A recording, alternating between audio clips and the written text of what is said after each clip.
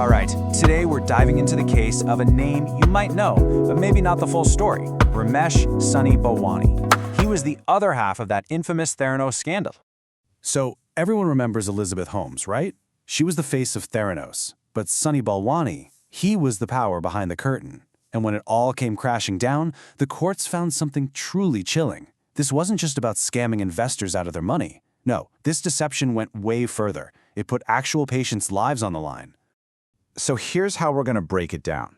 We'll start with Balwani as the man in control, then get into how he deceived investors and endangered patients.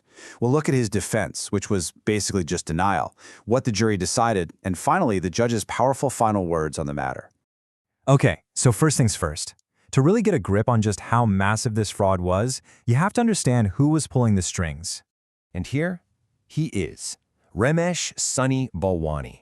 Now, his title was President and COO, but that doesn't really capture it. He wasn't just some high-level exec. He was the guy running the show day to day.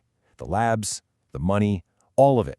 He had his hands directly on the controls of the entire fraudulent operation.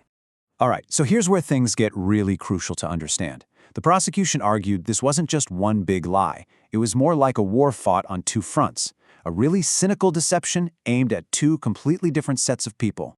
So on one front, you have the investor fraud. That's the story we all heard, right? Lying about revenue, making up fake partnerships, pretending the tech worked when it absolutely didn't. But then there's the other front, and this one is so much worse, so much more personal. This was the patient fraud. We're talking about knowingly sending people blood test results from machines they knew, for a fact, were junk. See, this stopped being about money. This was about people's lives, their health. And yeah, the investors lost a ton of money, hundreds of millions. But the real cost, the human cost, that was just astronomical. Think about it. Real people got these bogus test results, and they made serious, sometimes terrifying medical decisions based on that garbage data. Data from a company that knew its tech was a sham. This is the moment a white-collar crime explodes into a public health crisis. It just shows a complete and utter lack of empathy. So you've got all this evidence stacked against him. He's in a courtroom. What's his defense? How does he possibly explain all this? Well, his strategy was pretty simple, really. Just deny, deny, deny. First off, unlike Elizabeth Holmes, Balwani didn't even testify. His lawyers did all the talking. And their argument was basically, hey, he was a true believer. He really thought this thing would work someday. They tried to spin it all as just business setbacks or operational chaos. You know, the kind of messy stuff every ambitious Silicon Valley startup goes through. They were literally trying to sell the jury on the idea that this was just a business that failed, not a deliberate, calculated crime. And the jury, they didn't buy it, not for a single second. They saw right through that whole attempt to disguise calculated lies as startup growing pains. And that total rejection of his defense? Well, it led to a verdict that left absolutely no room for doubt. The verdict was a slam dunk. Guilty. On all 12 federal counts. A clean sweep. The jury was unanimous. They concluded that he didn't just make mistakes. He acted with a clear, undeniable intent to defraud everyone, investors and patients alike. And listen, this right here is the absolute key difference. Elizabeth Holmes, she was convicted for defrauding investors. But Balwani's conviction, it was much broader. The jury said he was guilty of defrauding both the investors and the patients. This legally cemented his direct responsibility for the part of the scam that put people's health on the line, all for the sake of money. And for all of that, what was the price? Almost 13 years.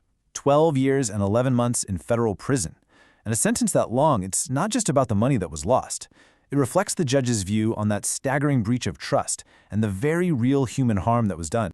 Which brings us to the sentencing itself and the final, absolutely damning words from the judge who heard it all. The judge, Edward Davallet, just cut right through all the noise from the defense. He said it plainly.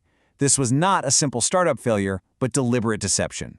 And then he added that these kinds of white-collar crimes can cause profound real-world damage. I mean, that's it right there. The court's final word completely demolishing the idea that ambition can ever be an excuse for a crime that showed such a cold, callous disregard for other human beings.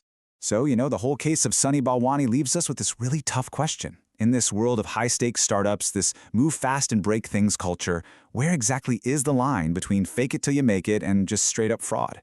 It can seem blurry sometimes, can't it? But what this verdict does is draw a very, very bright line in the sand. It makes one thing crystal clear. When your ambition knowingly puts human lives at risk, that's not a business setback, that's a crime. End of story.